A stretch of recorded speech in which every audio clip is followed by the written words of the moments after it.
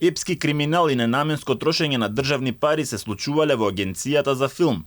Она за кое Алфа периодов истражуваше на големо, за Македонската информативна агенција го зборува и познатиот режисер во македонската кинематографија и филм Милчо Манчевски.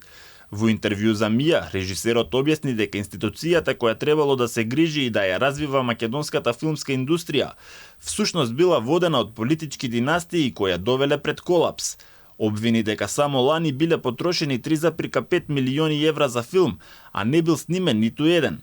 Се финансирале 39 филма, а парите никогаш не биле вратени.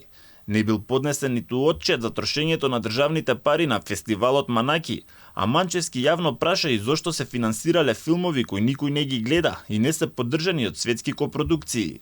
Се финансираат проекти на гангстери од политички династии, филмови кои никој не ги гледа ниту дома ниту во странство, кои не се поддржани од светски копродукции, не играат на релевантни фестивали за награди и да не зборуваме. Домашната публика ги игнорира, па зошто тогаш се снимаат тие филмови? И наместо државата да ги гони виновниците за корупција, таа го казнила него затоа што јавно се охрабрил да зборува и го открие криминалот кој се случува во ова тело. Од новата влада очекува да реагира по допрен глас и го разреши целиот случај.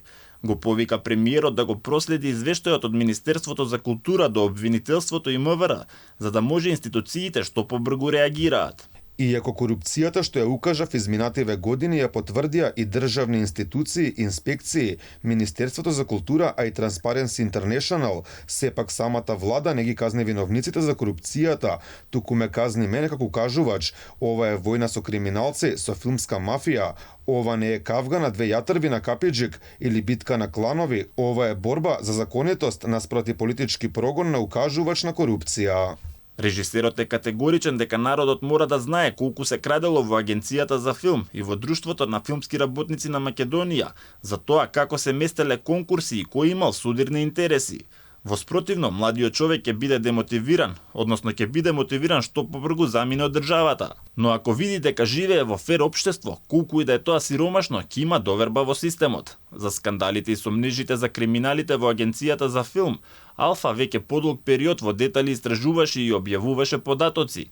А освен Манчевски гласно реагира и други филмски работници и бараа да се расчистат сомнежите за поделбата на пари, кој од страна на поранешното раководство се вршело по принцип на семејни и пријателски врски.